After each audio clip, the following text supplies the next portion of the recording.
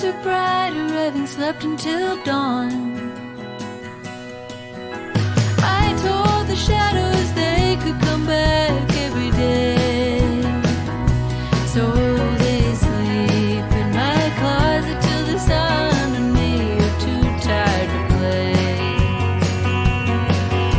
The moon and the stars and me, we're watching over the world, but just till the sun comes back. The moon and the stars and me, we know the colors are sleeping, that's why they look like that. The moon and the stars and me, watching over the world, but just till the sun comes back. The moon and the stars and me, we know the colors are sleeping, that's why they look like that.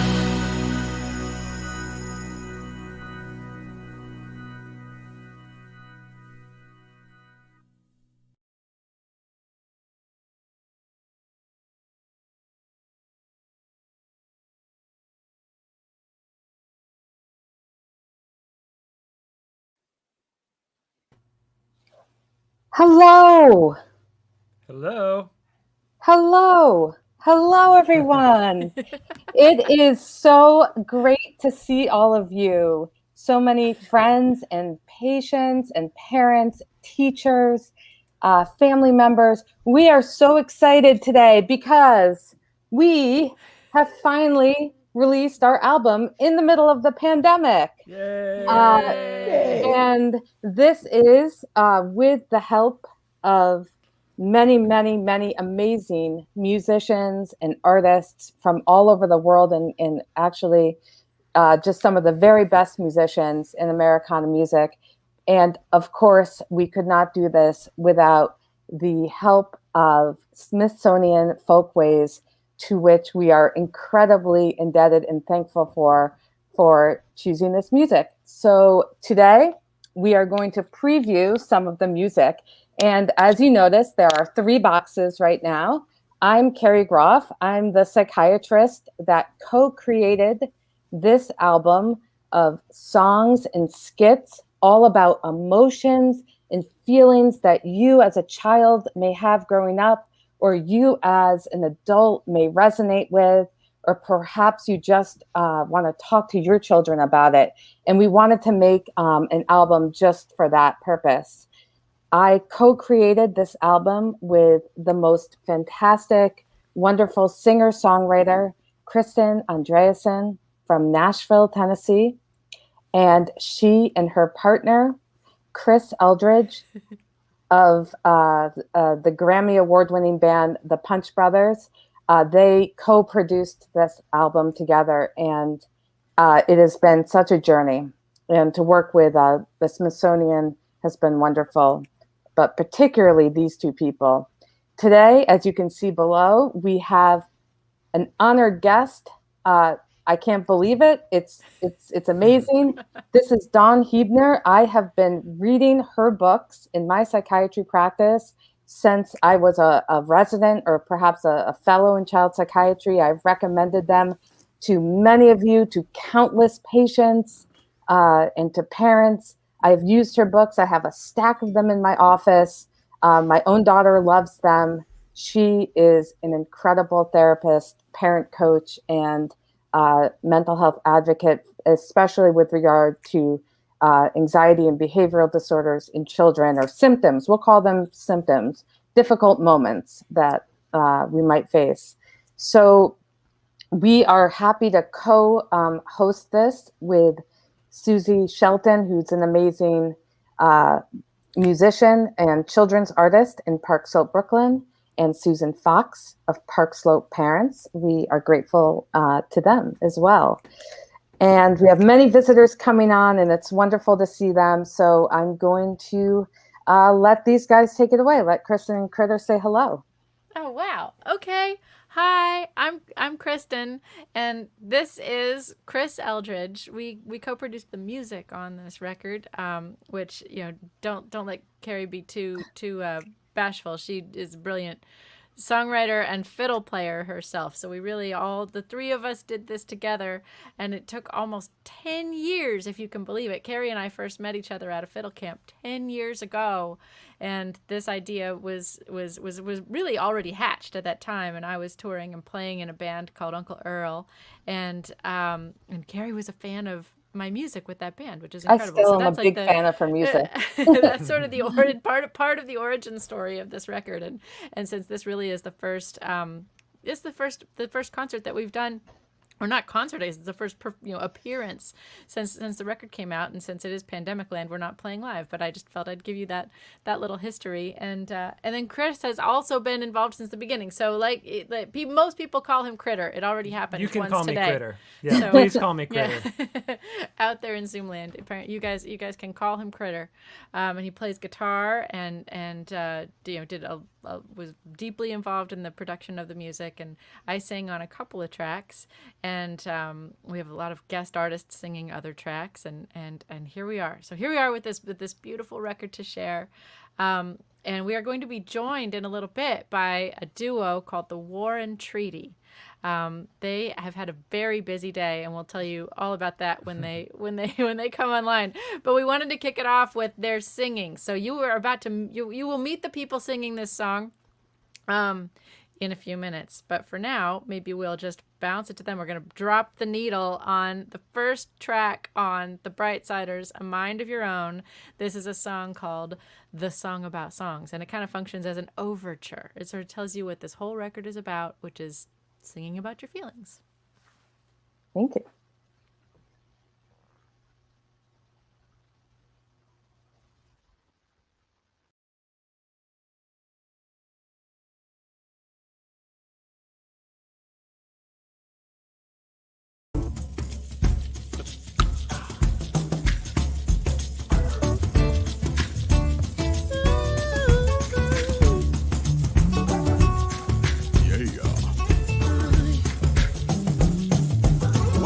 To a song about song. Well, a song is a story somebody made up. Or a song is a story that's realer than real. What makes a song is that you sing it. Hey, you. Yes, you. I wanna sing you a song. You know I really love it if you came and sing along. Songs about emotions and growing up strong. Wanna hear you sing, come and bring it. Okay. I find my song inside my heart all alone. I sing to say I'm feeling happy. I sing to be more understood. I sing to say I really love someone. And sometimes I sing just 'cause singing feels good. Yeah. I love making music, that's what I do. I love singing with people, in particular you. So don't you ever worry about singing it wrong. We're in this together and I get it. You got every kind of feeling right there inside. So sing it in the rain or keep it on the brighter side. Sing about the world and wherever you see. Song will change the world if you let it.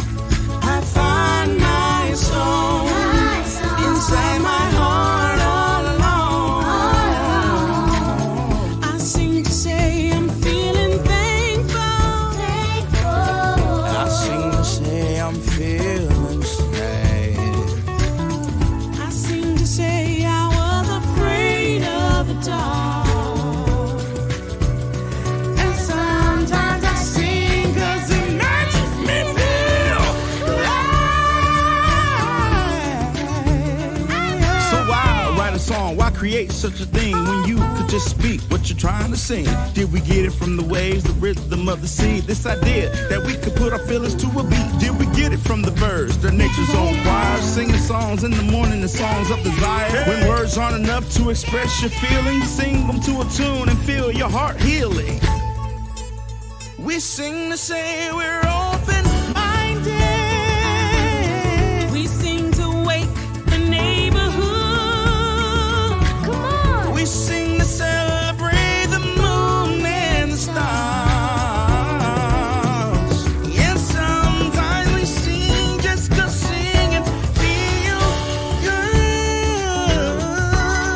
Oh, and sometimes we sing just 'cause singing feels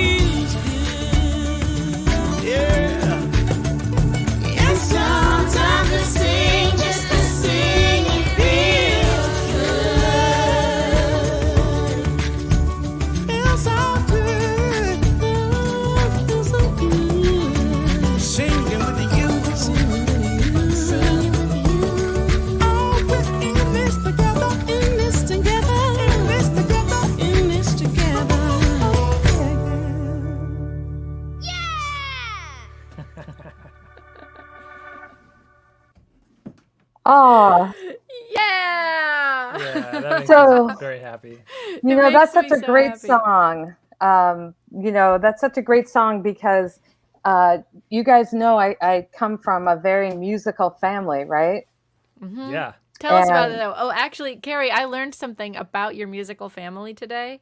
Oh, I was telling a friend of my dearest friend from junior high who lives in San Francisco. I was telling her about this live stream, and her husband, it turns out that their dear friend named Augie was looking at the advertisement for this show and was like, wait, that woman Kari Groff's dad was my band teacher yes. in Connecticut. Seriously. My dad has taught thousands and thousands of students music, and that's where I learned music. I don't know, for some of my patients who are watching, this might be the first time they've seen me in sort of an artistic or a musical type of situation. But for those of you who don't know the backstory, my mom and dad were both music teachers. So I grew up with a lot of songwriting in my home.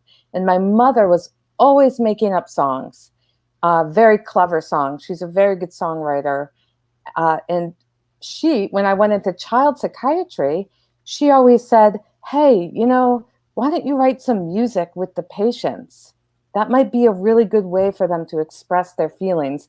And what Suzi Shelton, who was co-hosting this event, said, the song about songs is an important message because we all use music to express so much. And it's hard to imagine going through the pandemic without music in our ears.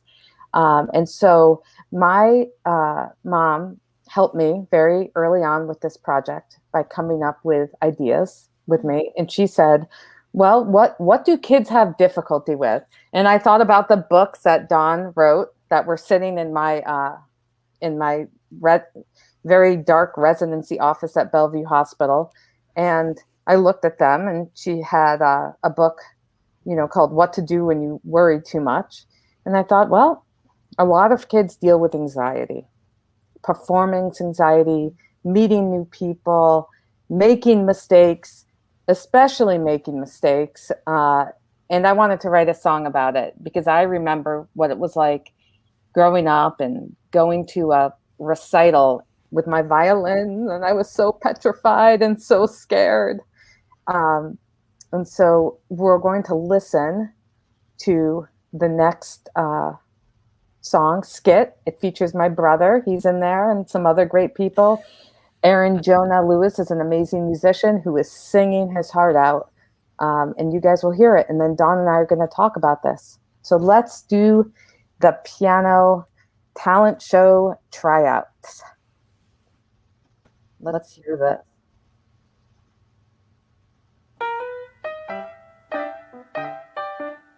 I'm so excited. The day I've been waiting for is finally here. The day of the talent show tryouts. I've been practicing and practicing forever. And last night, I got my piece just right. Now I'm gonna show everyone what I can do. And here I am, at the auditorium where the tryouts are happening. Hey everyone. Who do we have up next? We have Aaron Lewis. Aaron, what are you going to be playing for us this evening? I'm going to play a piece called Twinkle, Twinkle, Little Star. Oh, that's wonderful! Oh, children, your complete and undivided attention, please.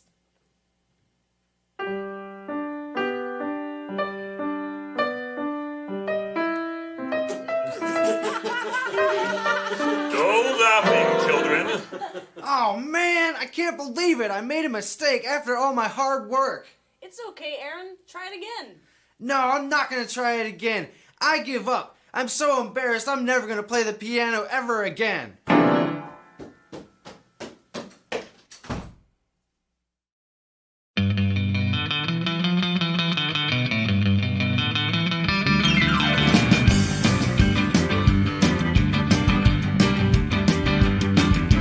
Oops, I made a mistake. Oh man. Oops, I made a mistake. I can't believe it. Can't get it out of my mind. No, I just can't leave this oops behind.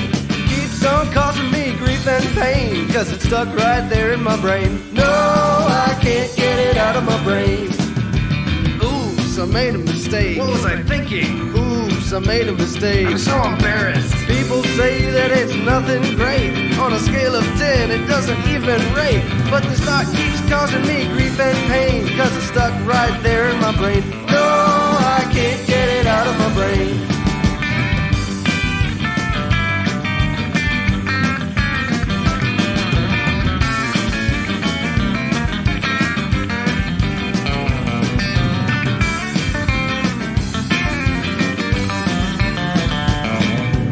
Oops, I made a mistake.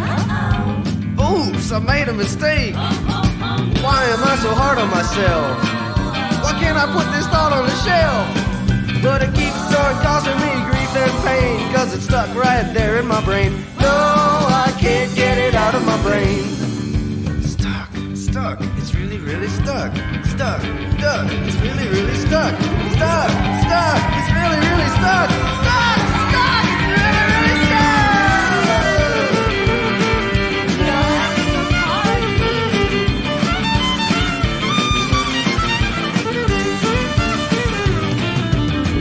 Figured out it's no big deal. I'll forgive myself and my mind will heal. I'll stop feeling such grief and pain, 'cause I finally got it out of my brain. Free of the oops, getting rid of the pain. Scoop that oops right out of my brain. Oh, scoop that oops right out of my brain. Oops, I made a mistake. It's not so bad. Oops, I made a mistake. Everybody makes mistakes. Finally got it out of my mind. Finally left this oops behind. No more causing me grief and pain, 'cause I got it out of my brain. Oh, scoop that oops right out of my brain. Oh, scoop that oops right out of my brain. Oh, oops. Scoop that oops right out of my brain.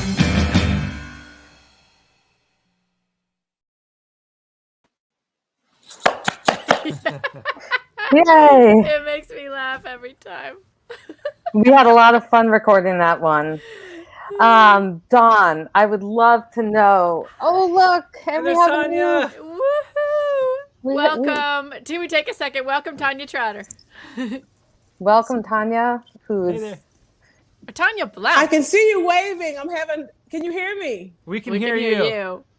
I'm having okay, there it is. It's hear fixed. us now? I can hear you now. I was over here jamming. How are Yeah, you? Oh, we're good. So good to see Really, you. really Chris, good. hi, Kristen. I don't have my glasses on, so I can't see the other name down there. It's This good. is Dawn and So- Carrie. Yep. With Hi, I was Dawn. gonna Hi, say in Carrie. the glasses. They both have glasses. With the blonde hair, that's Dr. Kari Groff, the co-creator of this project. hello. And with the shorter hair, this is Dr. Dawn Huebner, who has written books about child psychology and is our other guest. This is also a review for any of you who might be joining the broadcast now, including our dear friend here in Nashville, and I'm guessing that her husband is somewhere nearby. But this is Tanya. Is it Blount or Blunt? It's Tanya Trotter. It is Tanya Trotter. Yeah, my maiden name was Blunt, so people sometimes call me Blunt. But I was saying I couldn't see their names at the bottom because I don't have my glasses.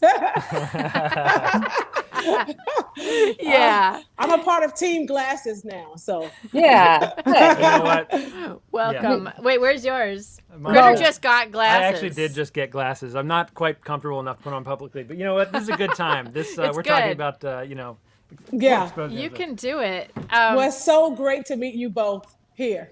Definitely. And we're so appreciative of your voice, yours and Michael's voice on Song About Songs, bringing in this album and then bringing out the album with the most positive, amazing, wonderful, fantastic vocals and just messaging all around, positive messaging.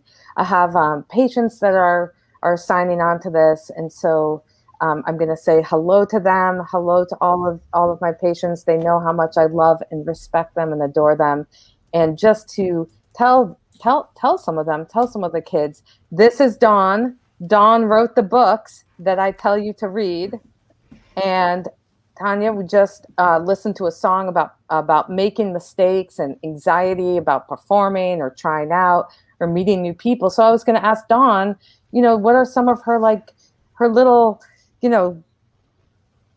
golden pearls? Well, yeah, I'm going to actually tell a little story first. So I love that song in part because it reminds me that I was long an anxious person myself and had an anxious son. And so I made it a point to learn about anxiety and techniques that could help people to manage it. And I started using those techniques in my practice, and I wrote the book that Kari referred to, What to Do When You Worry Too Much. And I started getting invited to speak about the book, but there was one kind of anxiety that I hadn't yet tackled for myself, and that was performance anxiety. So I was getting invited to talk about the book, and I was really scared to do it. And I turned down invitations, I made excuses. And after a while, I realized, wait a minute, I wrote this best-selling book about anxiety, and I'm afraid to get up and talk about it. I need to do something about it. And so I started addressing that fear for myself. And I think that many of the things that the song talks about are actually really important things to do. So one thing is to learn how to recognize your self-talk. So we all do self-talk, we have kind of a stream of commentary going on in our minds. And often when we need to be speaking in front of other people or doing something in front of other people, we get really concerned about, what if I mess up? What if I make a mistake? What if people laugh at me? And we kind of catastrophize in our brains about what that's going to be like and how awful it's going to be. And we need to learn how to catch that while it's happening and to talk to ourselves in different ways, to tell ourselves, like, I'm learning, or it's not that big a deal, or it's okay to make mistakes, but to learn how to kind of recognize and interrupt that stream of critiques and harshness, and to talk to ourselves in different ways. And another thing that I learned when I was trying to manage my performance issues myself and my perfectionism myself is that it's important to move yourself past the nervousness. So it's really tempting when you feel nervous about something to just avoid the thing that's making you nervous. And as long as you stay in that kind of avoidance pattern, you're never going to get beyond the fear. And so learning how to be determined to move forward, even though you feel nervous, is just a really, really important thing to do. And Kari, I imagine that you work with kids on that a lot, learning how to kind of step past the fear rather than letting the fear stop you. Yeah, or embracing or saying hello to the fear without making it into a big fight. Like, Right. Here I am. I'm actually nervous. I'm a little nervous now to be here talking to all of you, but I can accept it and sort of be with it. Hello, Right. anxiety. And here I am. And like, it's okay. Right. It's not, things don't always, go perfectly. And I'm just like Dawn. I love a lot of cognitive behavioral therapy techniques and acceptance and commitment therapy techniques. Many of you who are my patients who are watching this will be like, there she goes again with her ACT therapy and her CBT therapy stuff. But I really do believe that there's power in thinking about things from these approaches. And that's how we wrote the music. So we wrote the music from the perspective of cognitive behavioral therapy or acceptance and commitment therapy, or even positive psychology. And positive psychology is not like, hey, Tanya, everything is so good in Nashville. Yeah, there was a tornado, but it's okay. It's really good. Everything is good. And there was a mudslide. No problem. Okay, everything's good. It's more like things are difficult, and can I be in a growth mindset, or can I be in a mindset that accepts things that are difficult but not go into a catastrophic state? Or can I learn from something? Can I become even deeper as a person? So that's where we took a lot of the lyrics from. So I think Dawn, do you have any other thoughts? Yeah, just, kind of going along with what you said, that I think that when we feel a difficult feeling, when we feel frustrated or anxious or unsure or sad, we often feel like we just want to get rid of that feeling. Yeah. And the more we push to get rid of a feeling, the more it clings to us. And so learning how to just acknowledge a feeling, sit with it, accept it, is part of what helps it to dissipate. It's part of what helps it to not have power over us. Yeah. Can I actually share something about that? Mm-hmm. So I had, this song is so interesting, and this is a big lesson that I've learned in the last year or two. But I used to perform on this radio show called Live From Here. It used to be a Prairie Home Companion. It was a very big NPR show, and 2.5, 3 million people listened every week. And I had this one thing. It was this great guitar player, Joe Pass, great jazz guitar player's birthday, and I play bluegrass mostly. And so I was asked to play something in tribute for his birthday, and I worked on this thing, and I was really proud. And I was like, nobody's ever heard me play like this before. And on the radio, I made it about 30 seconds into this 2-minute long excerpt of playing Round Midnight, this great Thelonious Monk tune, and completely froze. And he'd been practicing it. I'd been for working a on it solid week. All week. I hadn't worked this hard on anything in years, and I completely froze. And in the middle of the show, actually, just so everybody would not think so, I just at a certain point I said, I done lost it. I even had to downplay myself by saying I done lost it, rather than make myself sound like even more of a bumpkin. And I was really crushed. I was really sad, and it was really hard because I'd looked forward to that so much, and I had a pretty bad evening for a while because I was just so stuck in feeling bad about it. And it was later that night, right before bed, and I just had this epiphany of oh, actually nothing just happened. I just lived my worst fear live in front of several million people on the radio, literally. It had the biggest, quote unquote, epic fail of my literal music career. And not just in terms of the size of the audience, but I don't think I've ever been stopped dead in my tracks like that, as long as I've been doing this.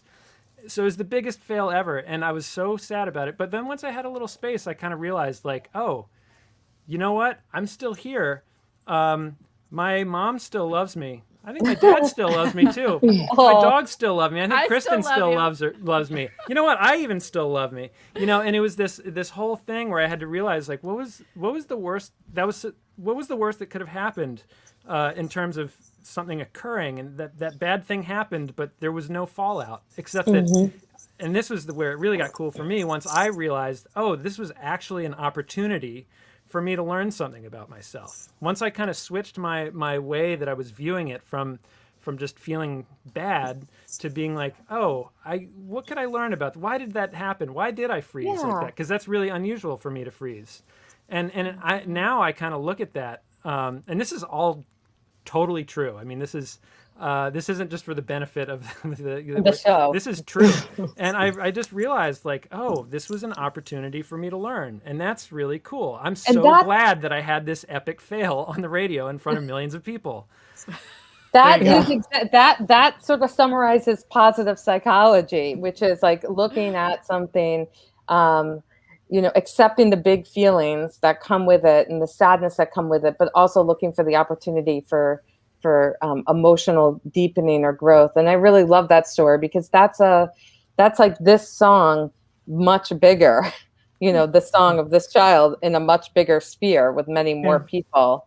So we have some more songs about feelings, singing about feelings, but I wanted to ask the Warren Treaty or Tanya, who's representing this amazing duo that I have been quite captivated with, and my daughter, I showed my daughter the videos. This is before they agreed to sing the songs. And I showed my daughter, who was 9 at the time, the videos.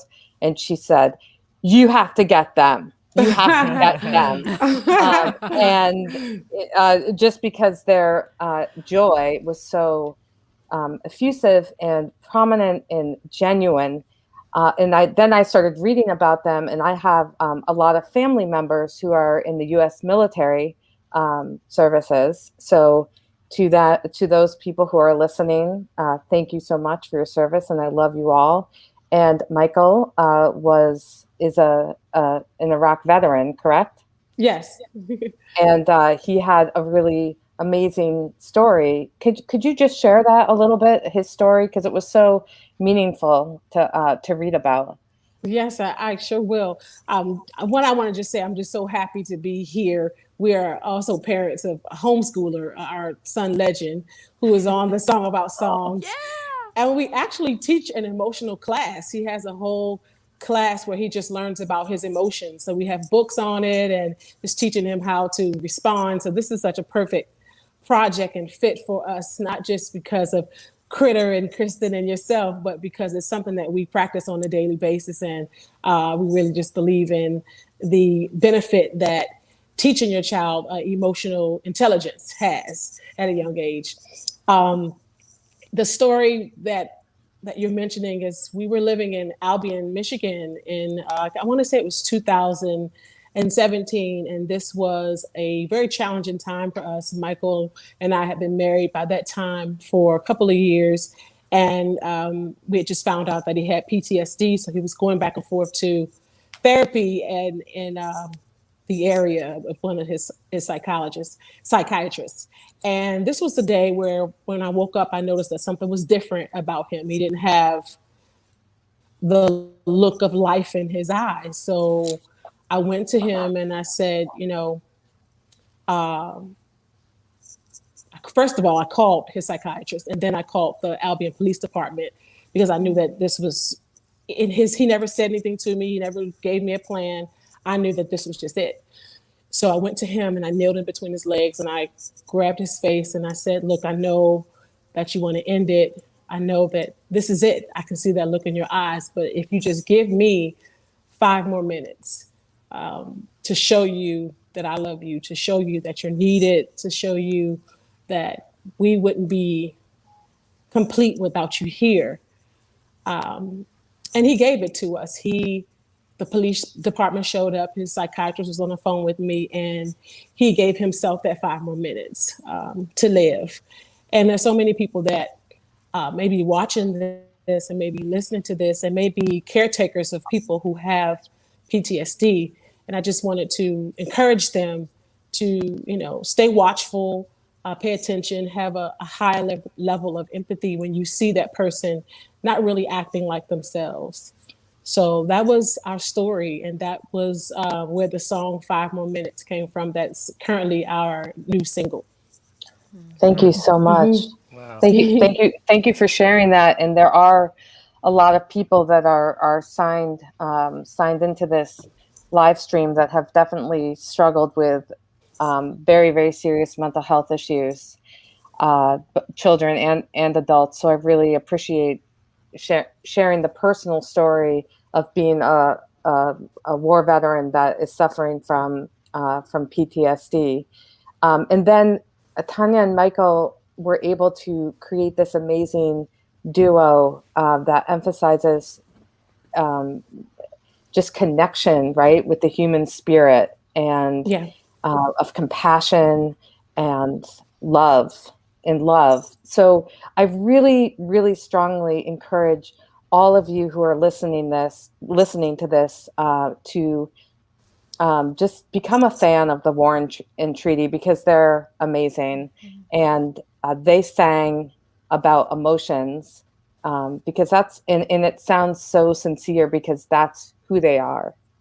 And that's what they believe in. And I'm so honored to have you both. It's really a great, wonderful thing. I can't think of 2 better people to open and close this album. Thinking about singing about emotions, we're gonna you're welcome, and thank you. We are going to play 2 songs for you guys back to back. And I'm looking at the comments, and I agree with one of the comments that said, it is amazing that you were able to turn something around with those 5 minutes. And I just want to come back to that point.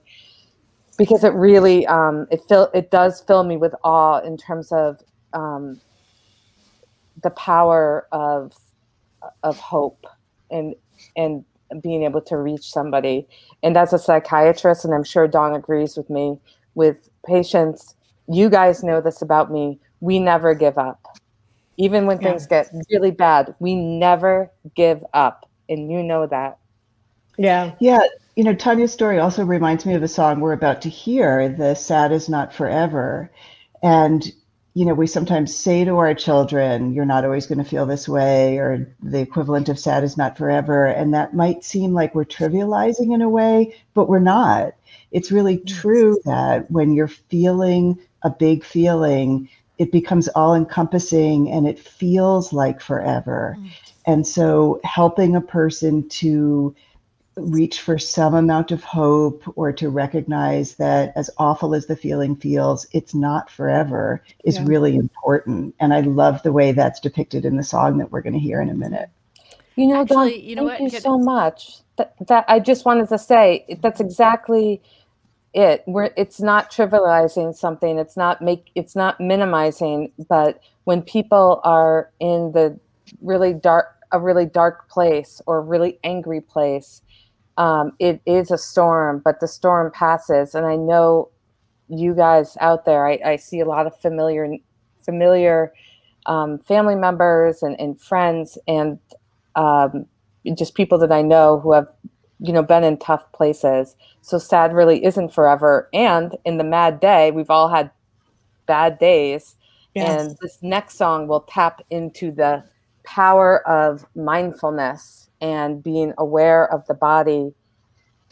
Kari, I had a suggestion, because this conversation is so good. So, and I want to make sure to be able to have time to get to people's questions if they have any in the chat. What would you think about just jumping straight to Sad Is Not Forever and saving the mad day for another broadcast? I think that is a great idea. Let's do it, because we're talking about a very big subject right now, which is feeling hopeless or feeling sad or having depression. So I feel like Dawn just gave that such a good wind up. And Jonathan, is that okay with you to just we'll just see if he can cue up the song "Sad Is Not Forever." We've got 19. I can't remember how many songs on this Brightsiders record. I think we might have to have one or two more conversations like this. So I think there's So if you guys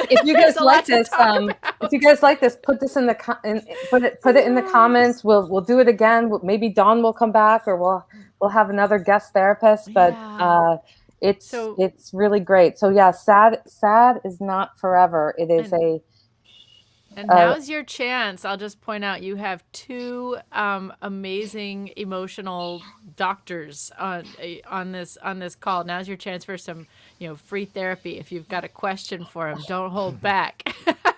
Put it in the comments. I mean, of course, within reason. But if you have a question about what we're singing or talking about today, we're going to get to that right after this song. Here you go.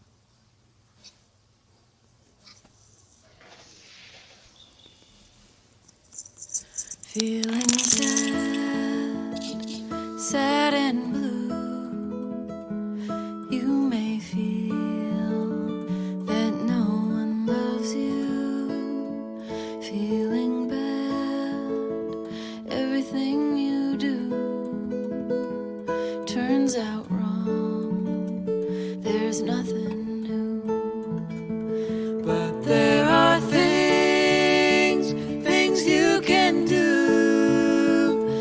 chase away those lonely blues. And when you feel so undone, do something you think is fun.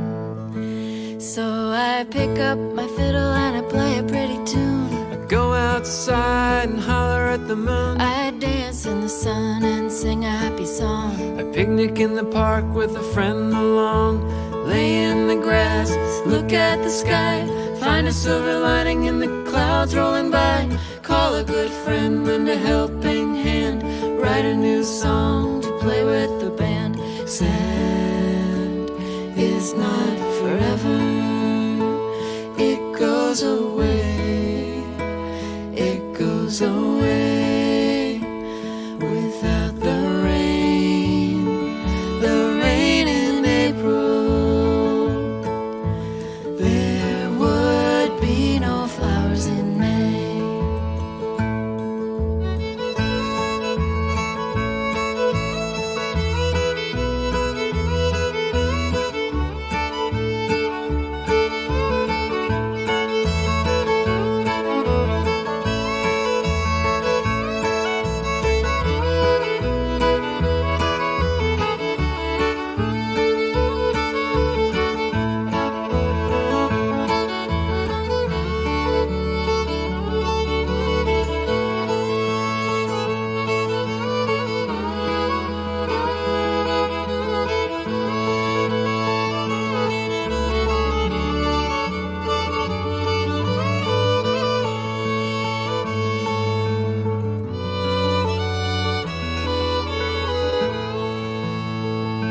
So I find a deck of cards and I learn a new game. Pick a bunch of flowers, make a daisy chain. I sit in the sun and I read my favorite book. Go and ask my grandma to show me how to cook. Lay in the grass, look at the sky. Find a silver lining in the clouds rolling by. Call a good friend, lend a helping hand. Instead of what I can't do, think of what I can. Sad is not forever. It goes away. It goes away without the rain. The rain in April. There would be.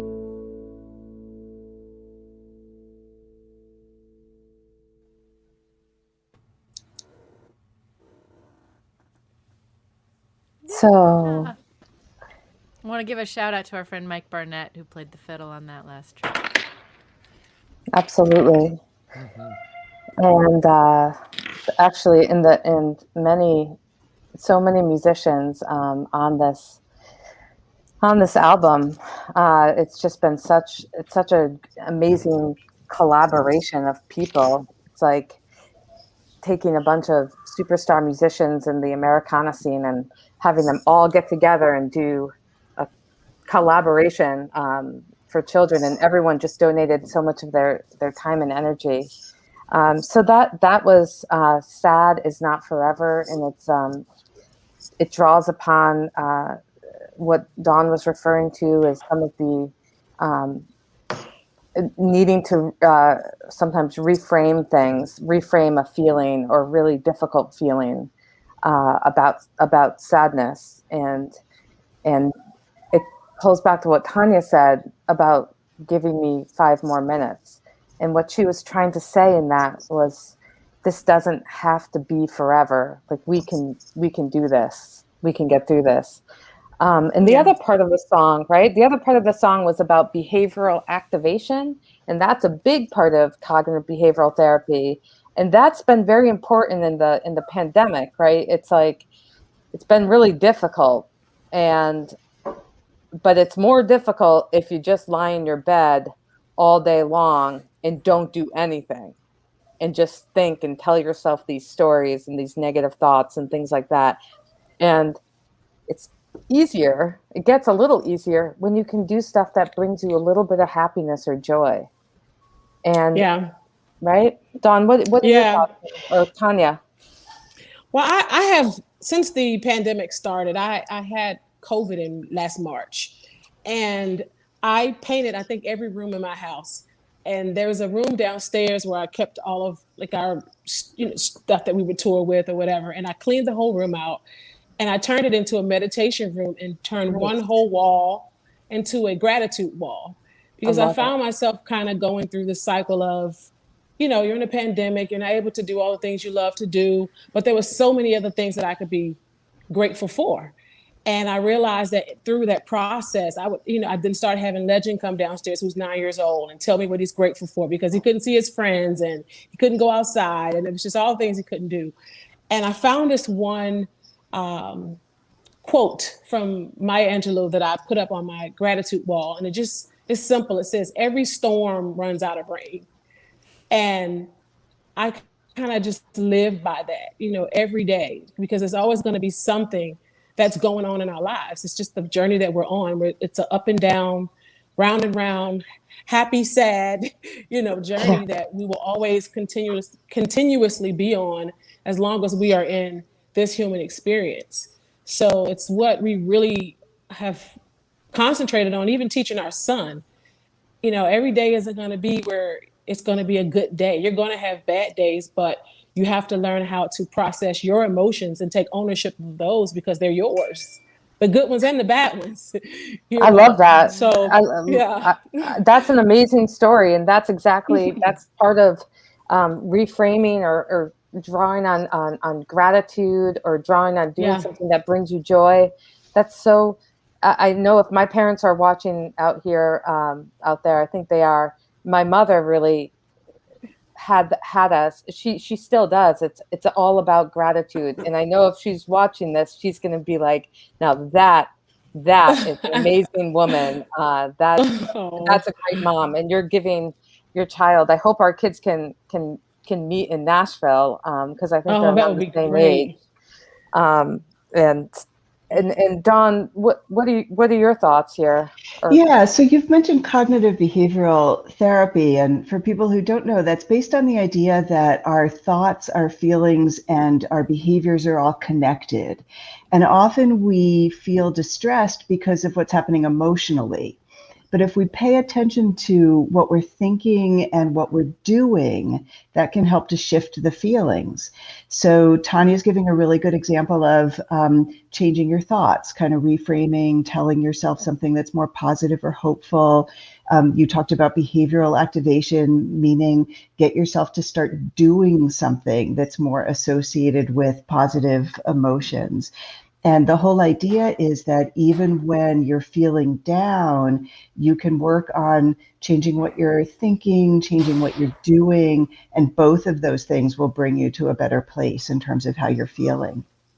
Yeah, and I like what Tanya said, where you said with your son, you're teaching your son to own his feelings, the good and the bad, and accept them. That's a huge, he's only 9 or 10 years old. That's an incredible gift. It's of self-efficacy and of ownership and of accountability. And then you, as his parents, are validating his emotions. So one of the things that we wanted this album to be was deeply validating of the experiences that children have growing up. So when we wrote these songs, we wrote about issues of getting very mad, sad, nostalgia or missing home, feeling left out of a group or a clique at school, making mistakes, being bullied, being afraid of the dark. That's the song that sort of took us into this. I'm probably forgetting something around there. When I'm working with children or when I'm working on books, there are kind of two pieces that I'm trying to get across. One is exactly what you're saying, Kari, where all feelings are okay. You can acknowledge feelings, you can sit with feelings, you can own your feelings. All of that's important. So that's on the one side. And the other side is there are things that you can do to help yourself with your feelings. I think often people feel like they're just the victim of their feelings. Yeah. So, sadness washes over them or mad kind of jumps into them. And people feel kind of like they're the passive recipients of feelings. And I want kids to understand that feelings are something we experience and we can accept them and make space for them. And we can also cope with them or manage them or learn how to transform them. And I think that's important for kids too. And we're hoping that that's the message that sort of comes through the music and why we sing about the music.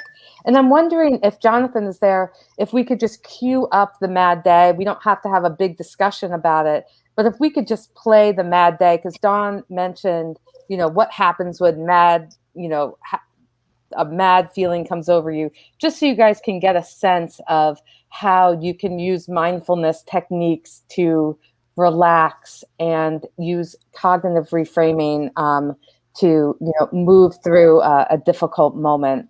So let's see if we can cue this up. And this features a very famous actor, Ed Helms. So he is from The Office and from The Hangover, and he's a very committed musician, and he's committed to children's mental health. He's just an all-around wonderful and talented person, and he is singing this with our very own Kristin Andreassen.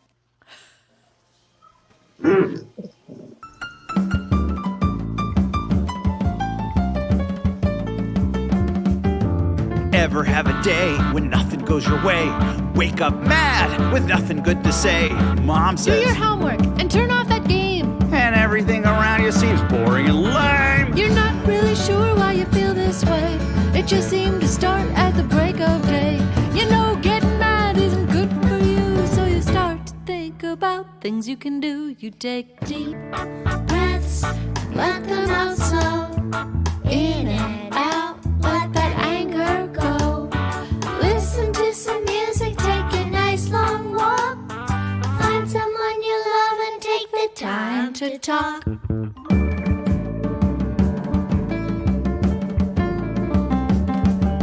My game has reached the highest level yet. 10 more minutes and I'd be set.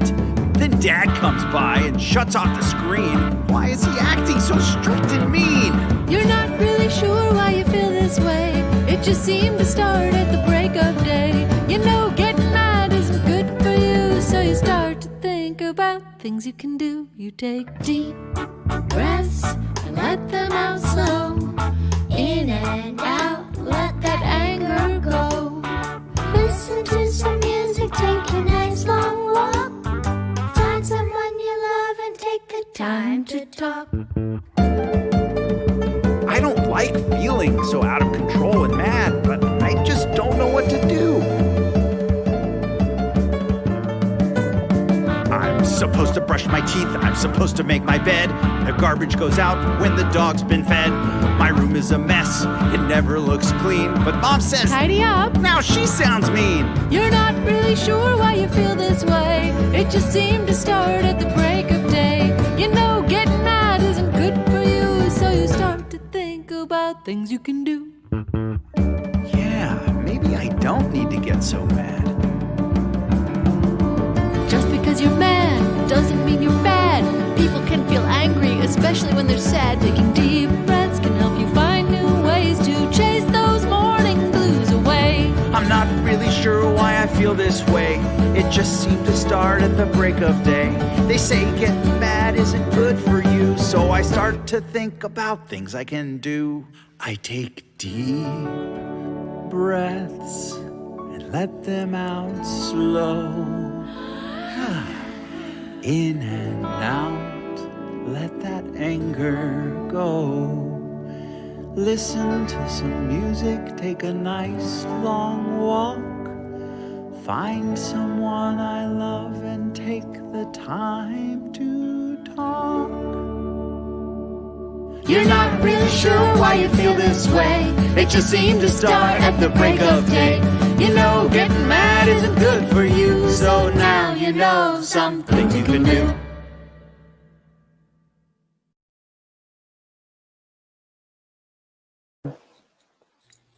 Awesome. That just gives us a little bit of that gives a sampling of the music, the sort of cognitive therapy aspect and the mindfulness aspect.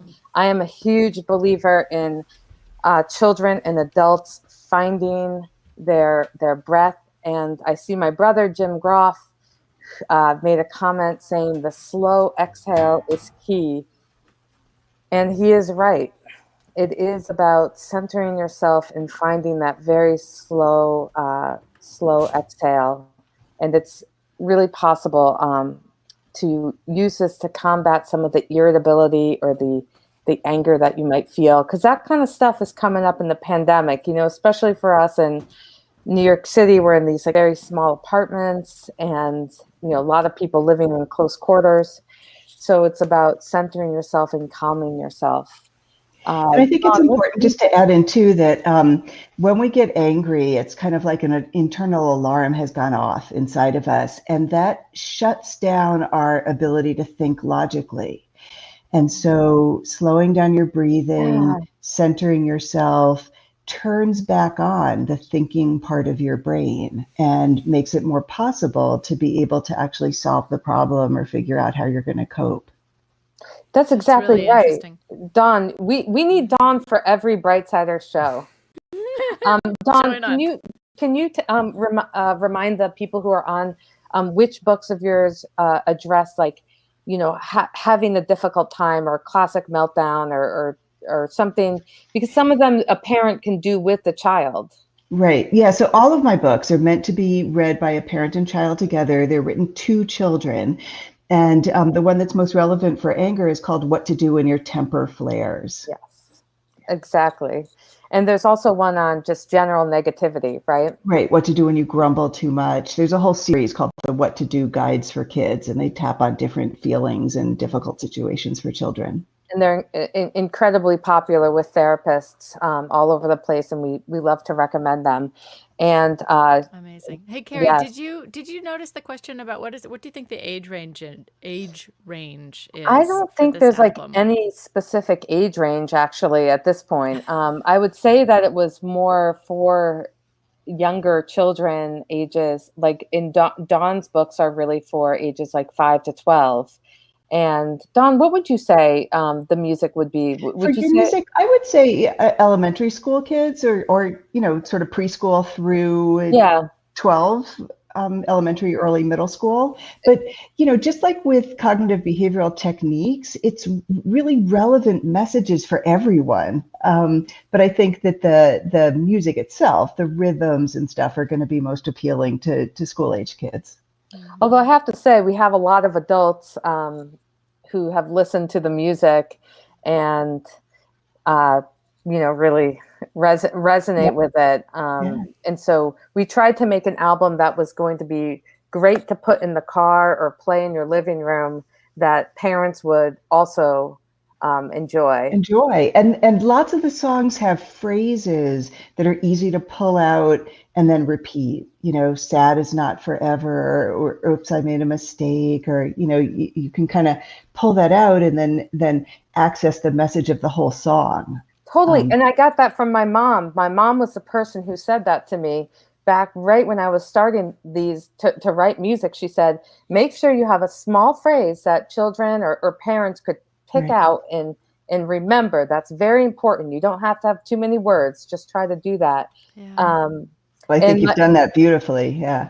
Thank you so much. We're getting. I know we've already gone a little longer than we had expected, which is actually to be expected because there's so much to talk about here, and it's exciting to have you, Dawn, as our guest. It's just been brilliant to meet you. And so I'll just remind everybody, we've got a new record. This is our record release party. So no need to wonder anymore what's on the Brightsiders record. You can find out for yourself. It's on Spotify, all the streaming services. And Kari actually wrote a really extensive liner notes, you know, like 44 pages of wisdom and history about the project. And each song comes with like sort of notes about like who recorded it and some sort of try this at home kind of like suggestions from Dr. Groff are in the CD liner notes booklet. Like one of the brilliant things about being able to work with Smithsonian Folkways is that they are, you know, still going that extra mile and printing liner notes booklets that go in the CD. So that's my pitch. If you want to own the thing, you can, you know, go to, I think the link has been posted in this, in the stream here, and we would appreciate your support if you want to take home. The vinyl sounds amazing. All of the music is great, and you can also just listen to it on your favorite streaming service right now. Please go check out Dawn's books, which I just learned today inspired some of the songs on the record. Oh yeah, definitely. I was looking at them on the table, and I was like, I got to write some music about it. And follow the project. The Brightsiders, join our email list so we can tell you about more events like this. And you know, we've been talking a lot lately about how do we get these messages out, you know, and I think it's actually in a way kind of a gift that this record is coming out during the pandemic, because it allows us to think maybe a little more creatively than we might otherwise have about how to perform this music for you. because it lets us have conversations about the topics, like really get into like the messages behind the songs more so than, if we were playing a concert for you, which is also fun. But so we appreciate you being along for the first one of these that we're trying. If you have suggestions, like how else, can we explore the topics of the songs, if you want to bring us to your school or community group, or use this music in a therapeutic setting, like please get in touch. We're here for you, and we're very interested in brainstorming about how we can really put this music to work for children's mental health now.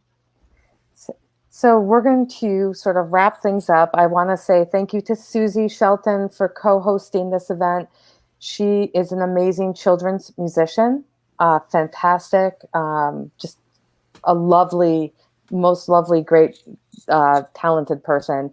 And to Susan Fox, who has just been a fantastic friend to me and supporter. And she is the head of Park Slope Parents. She founded that amazing network for people all over the place, but particularly in Brooklyn or New York City. And I would like to say that we are going to be on Suzi's show on Wednesday, February 17th at Sing with Suzi at 4 p.m. And then next Saturday, we are going to broadcast a reading of our story that we wrote during the pandemic, a children's story called Victor and the Great Pause. And it is a story about a stray dog based on the stories that my mother told me when I was very young about a stray dog who had all sorts of adventures. But my mom really used it to teach about compassion and how to be really a kind and good person. So I took her character of this very kind and loving dog and wrote a story about the pandemic that Kristin then majorly edited with her editorial red pen. But we made a great story and Critter put music to it, and Aki Burmese of Lake Street Dive is reading it. Taylor Ashton is doing the illustrations, and it's going to be broadcast next week. So we're really excited for that. I just want to say thank you to every single musician who has been on this album, with a special thanks to Critter and his band, the Punch Brothers, several of whom played on multiple tracks, especially Paul Cohart, and to my parents, and of course, who inspired me to play music, to my residency directors, Jess Shatkin and Tony Rothstein, who allowed me to leave the hospital for like an hour every Wednesday to go play music because they believed in fostering artistic and musical endeavors in their young doctor trainees. So I think we are going to thank Dawn so much. Please, you can't go wrong with Dawn's book. She's a genius when it comes to children and anxiety disorders. So just go on her website. She has also like a webinar for coping with anxiety issues that I think would be very valuable. And she's also a parent coach, although she might be very, very, very, very busy these days. And so then we are going to take it out, right, guys? Take it out with... I think we're just going to take it out by waving goodbye and saying thank you. Thank you, everybody, for being here. And listen to the outro. Listen to Tanya and Michael sing the outro. We're just waving goodbye. Well, we're just waving goodbye. We've been cut off. We got the rope. we got the rope. The thing, yeah. Yeah. The cane. The cane, yeah. We're so happy and grateful. Thanks everybody for tuning in, and please Thank stay you. in touch. All right. Yeah. Goodbye. Bye. Bye.